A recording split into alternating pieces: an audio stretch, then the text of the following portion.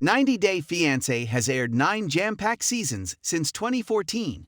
Noteworthy cast members, drama, and entertaining couples contribute to the ranking. The reality series 90 Day Fiancé has become a massive hit since it debuted in 2014, and some seasons are better than others. All the 90 DF installments, from the least inspiring to the most exciting, can be ranked. However, it's often hard for people to agree on which seasons of the TLC reality TV show deserve best or worst labels. Nonetheless, the worst installment is easier to determine than the best. When 90 Day Fiancé first aired on TLC, the international romance show took a realistic look at 4 couples. The original premise revolved around foreign fiancés and fiancés joining their American partners in the USA, thanks to K-1 visas, which granted them 90 days to marry. The show has since expanded into a sprawling franchise accused of moving away from realism to focus on potentially contrived 90 DF drama. New iterations showcase salacious fighting, life after marriage, divorce, and dating. Arguably, 90 Day Fiancé Season 9's cast was the absolute worst. In line with issues voiced by longtime fans in Seasons 7 and 8, the plot lines were tired, reused, and even contrived. Couples had apparent compatibility issues, and there was nothing new or novel, other than an attempt to draw couples from a more diverse set of locations. As 90 Day Fiancé Season 10's around the corner, viewers are hopeful that fresh storylines and better couples will be featured. The second worst season is 90 Day Fiancé Season 8. Loyal viewers complained that the show had moved too far from its original premise. Viewers felt that the season was focused on scripted drama, rather than authentic relationships.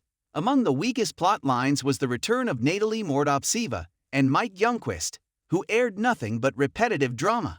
Meanwhile, Andrew Kenton and Amira Lalisa were a disastrous couple who never met on air before their split. During this season, Stephanie Davison shocked audiences by switching from her fiancé Ryan Kerr to his cousin, Harris Flowers. The Season 8 drama came across as dull and clunky, to the frustration of franchise fans. The show was also veering off course with Season 7, and viewers believed that 90 Day Fiancé was becoming more dramatic and much less relatable. However, some genuine couples salvaged the season, including Juliana Custodio and Michael Jessen, who are now unfortunately divorced. Juliana Custodio and Michael Jessen, who ended their marriage post-filming, salvaged the season. Also, sweetheart couple Anna Campisi and Mersal Mistanoglu warmed viewers' hearts.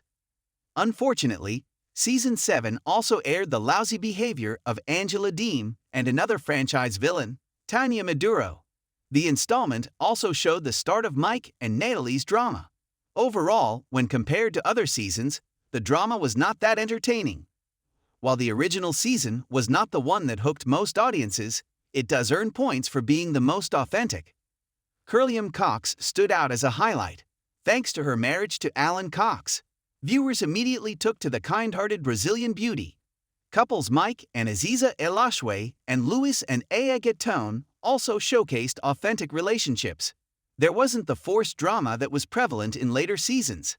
However, Paula and Russ Mayfield were a polarizing, albeit memorable couple. Many audiences disliked the couple's storyline, and some doubted the duo's connection, especially when Paula urged Russ to leave his high-paying job to follow her to Miami.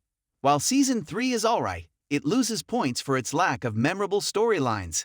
The installment is favored for introducing several sweet and authentic couples, including Kyle and Noon Huckabee, Lauren Goldstone, and Alexei Brovarnik, and Melanie Bowers and DeVar Walters. However, it also featured one of the most uncomfortable franchise couples of all time, Mark and Nikki Shoemaker. Viewers were disturbed that Mark chose to date a teenager who was 39 years younger than him, and older than all 4 of his adult children. Mark treated Nikki as though she was his child, which viewers found deeply unsettling.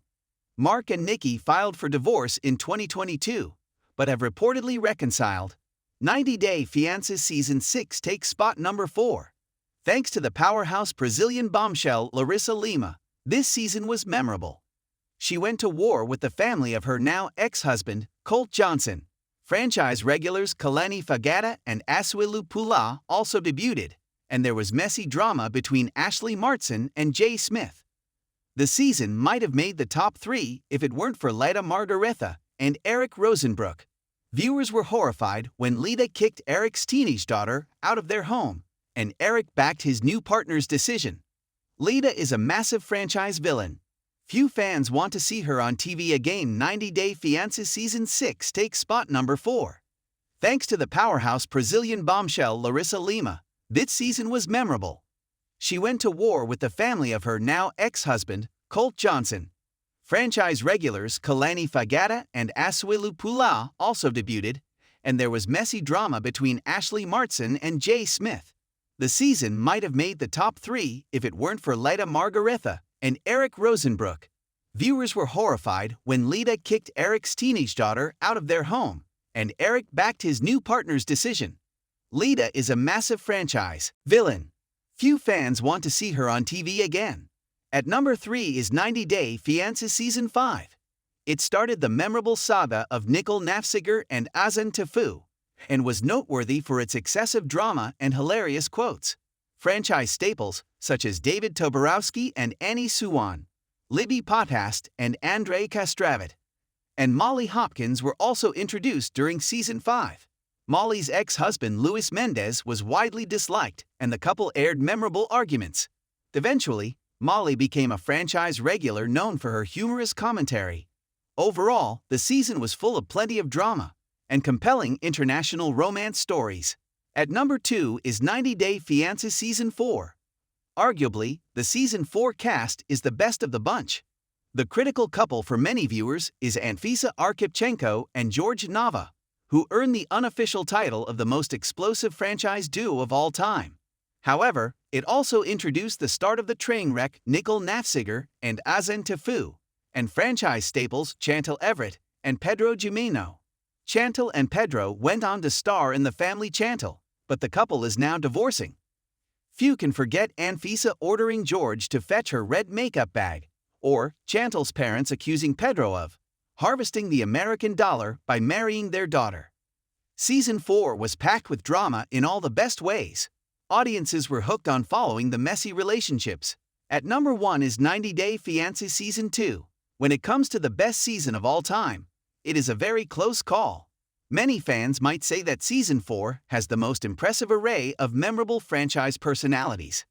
However, Season 2 was the season that introduced audiences to Danielle Mullins and Mohammed Jabali. The older American Danielle had an all-out bonkers relationship with her now ex-husband. It was bizarre yet emotional, and it captivated audiences. Uncovering the depth of Danielle and Mohammed's deception made for premium content from the hit TLC franchise. Season 2 also featured one of the sweetest and most genuine couples in the franchise, Danny and Amy Frischmuth. Through its many spin-offs, 90DF continues to thrive, but may need a bit of a makeover to continue to captivate audiences. Although differing opinions emerge, the earlier seasons of the show are clearly better than the newer ones. As the premiere of Season 10 arises, 90 Day Fiancé producers would be wise to listen to criticism of later seasons and rework how the show presents itself.